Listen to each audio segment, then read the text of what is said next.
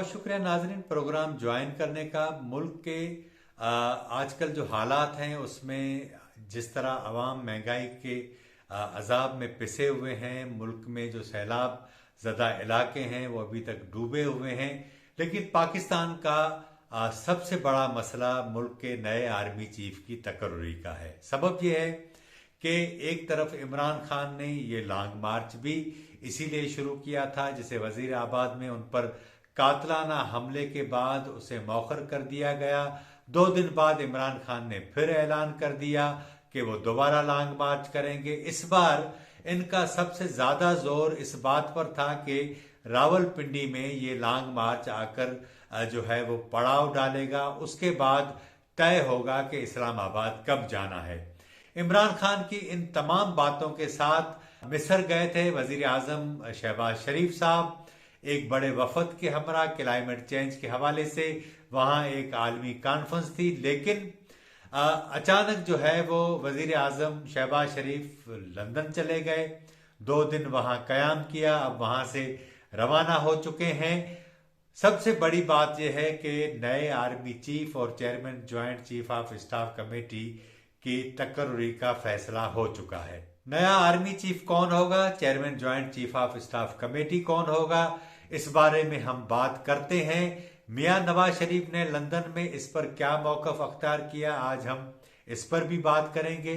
और साथ साथ आपको ये भी बताएंगे कि पाकिस्तान के अंदर ये जो बिगड़ते हालात हैं, खुसूसन इमरान खान ने जो जिद पकड़ी हुई है और अगर नए आर्मी चीफ की तकर्री के बाद भी उन्होंने इस सिलसिले को जारी रखा तो मुमकिन है कि मुल्क की सूरत हाल तब्दील हो जाए। हमारे वो नए नाजरीन जिन्होंने अभी तक हमारे चैनल को सब्सक्राइब नहीं किया वो हमारे चैनल को सब्सक्राइब भी कर लें और बेल आइकन के बटन को जरूर दबा दें ताकि जैसे ही हम नया प्रोग्राम अपलोड करें तो उसका नोटिफिकेशन आपको मिल जाए। प्रोग्राम में आगे बढ़ते हैं। वजीर आजम शहबाज शरीफ लंदन के 2 रोजा दौरे के बाद वतन वापस रवाना हो चुके हैं।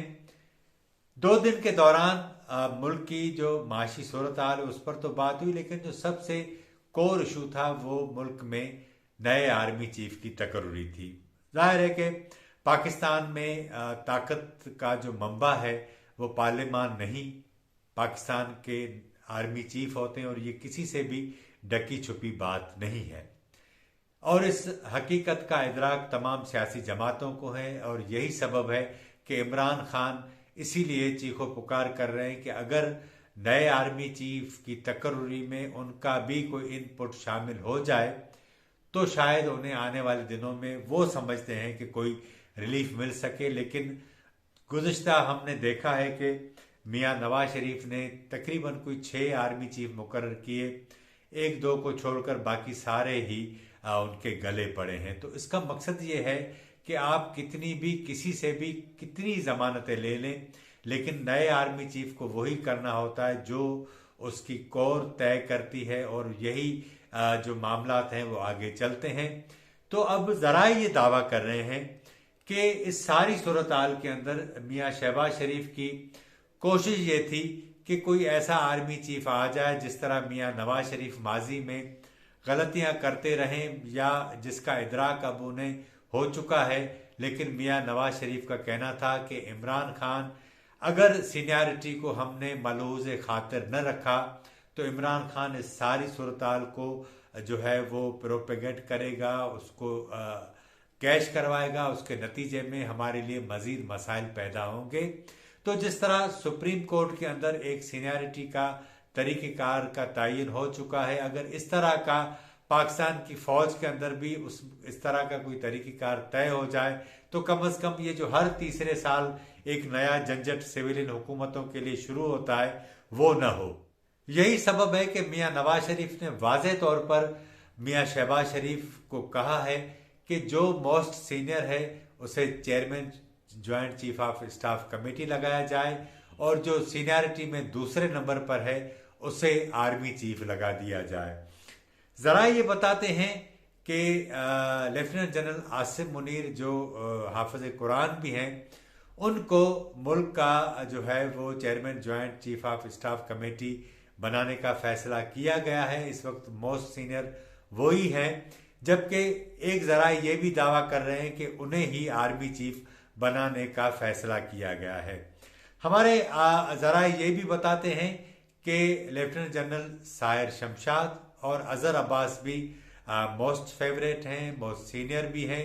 इन दोनों में से अजहर अब्बास का ज़्यादा जो है वो इम्कान बताया जा रहा है कि वो आर्मी चीफ बन सकते हैं। बहरहाल ये 3 नाम हैं और इनमें से आसिम मुनीर और जनरल अजहर अब्बास पर ज़्यादा जो है वो बताया जा रहा है कि इनके नाम दोनों के कुरा निकलेगा और ये ही आने वाले दिनों में पाकिस्तान की फौज की और chairman joint chief of staff committee बन जाएंगे।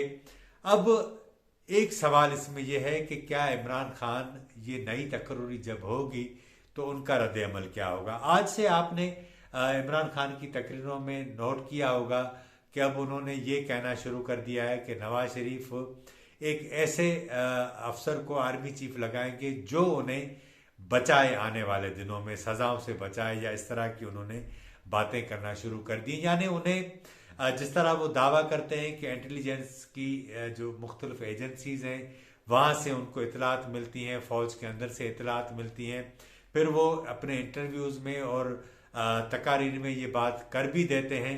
अब उससे लग ऐसा रहा है कि वो इस सारी जो सूरत हाल है उसका फ़ायदा उठाना चाहते हैं कि जो भी नया आर्मी चीफ मुकर्रर हो जाए उन्हें वो कंट्रोवर्शियल बनाए। अब इस में पाकिस्तान की आर्मी का क्या रोल होगा, ये इसमें सबसे जो अहम बात है, हम इस पर बात करना चाहते हैं। पाकिस्तान की हुकूमत ने ये फैसला किया था कि जनरल कमर जावेद बाजवा की मुद्दत मुलाजमत ख़त्म होने में चंद रोज़ जब बाकी रह जाएंगे तो नए आर्मी चीफ की तकर्री का ऐलान कर दिया जाएगा। लेकिन इमरान खान ने जिस तरह इस पूरी सूरत हाल को पॉलिटिसाइज किया है उसके नतीजे में खुद ये बात पाकिस्तान के अंदर, पाकिस्तान के मीडिया में, और ये तासुर बहुत ज़्यादा उभरा है कि पाकिस्तान की इस्टेब्लिशमेंट के अंदर एक बहुत बड़ी तकसीम है और उसके नतीजे में पाकिस्तान की जो माशी सूरत हाल है, पाकिस्तान की जो सियासी सूरत हाल है, उसे शदीद दचका लगा था। यही सबब था कि जनरल कमर जावेद बाजवा ने अलविदाई दौरे तो काफ़ी पहले शुरू कर दिए थे, लेकिन तकरीबन कोई जुमेरात को ISPR को मजबूरन ये प्रेस रिलीज जारी करके कहना पड़ा कि army chief general Qamar Javed Bajwa ने अलविदाई दौरे करना शुरू कर दिए हैं।